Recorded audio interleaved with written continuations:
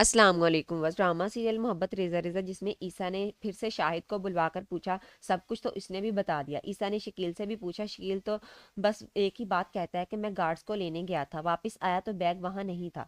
ईसा को तो कुछ समझ नहीं आ रही कि वो किसको पकड़े। अगर ईसा को किसी पर शक भी हो तो वो कुछ कह भी नहीं सकता, क्योंकि पक्का यकीन भी नहीं है कि बैग किसने उठाया है।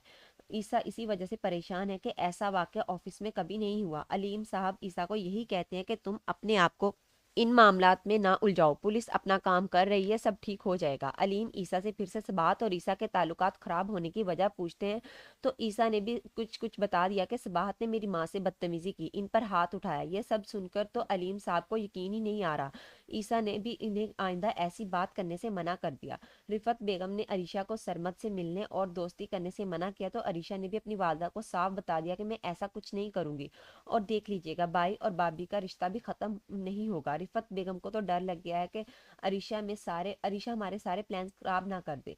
अब सबाहत को भी अच्छी सी नौकरी मिल गई है, वहां जाने के लिए तैयार ही हो रही थी तो इसकी तबीयत खराब हो गई, तो डॉक्टर को चेक करवाया, इसने यही बताया कि सबाहत मां बनने वाली है। ये सुनकर तो सबाहत के घर वाले बहुत खुश हुए, लेकिन इन्होंने ईसा और इसके घर वालों को कुछ नहीं बताया। सरमद अरीशा को बताना चाह रहा था, लेकिन फिर सोचा कि कहीं आप ही को बुरा ना लग जाए, इसलिए बात को टाल दिया। रिफत बेगम जो बार बार ईसा के सामने सबाहत का जिक्र करती हैं ताकि पता चल सके कि ईसा के सबाहत के बारे में कैसे ख्यालात हैं, कहीं वो इससे ठीक होने का तो नहीं सोच रहा।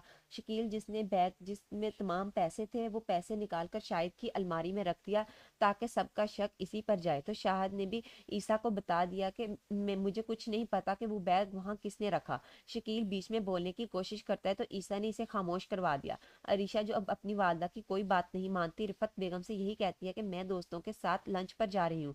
रिफत बेगम इसे यही कहती हैं कि किसी खास दोस्त से के साथ जा रही हो। अरीशा अब अपनी वालदा को साफ कह देती है कि मुझे बच्चों की तरह ट्रीट करना बंद कर दें। अब बहुत जल्द सबको पता चल जाएगा कि अरीशा और सरमद एक दूसरे को पसंद करते हैं। ये बात रिफत बेगम से हजम नहीं होगी। अभी तो जब इन्हें इस बात के मां बनने की खबर मिलेगी तब इनकी हालत बुरी हो जाएगी और सारा प्लान बर्बाद हो जाएगा, क्योंकि अब वो सबाहत और इसके बच्चे को कोई नुकसान भी नहीं दे सकती, क्योंकि इनकी असलियत सबाहत के सामने जो आ चुकी है। तो व्यूअर्स, आपको क्या लगता है कि सबाहत ईसा को खुशखबरी के बारे में बता देगी या अभी इस बात को छुपा कर रखेगी? अपनी कीमती राय का इजहार कमेंट सेक्शन में जरूर कीजिए। मिलते हैं अगली वीडियो में, तब तक के लिए अल्लाह हाफिज।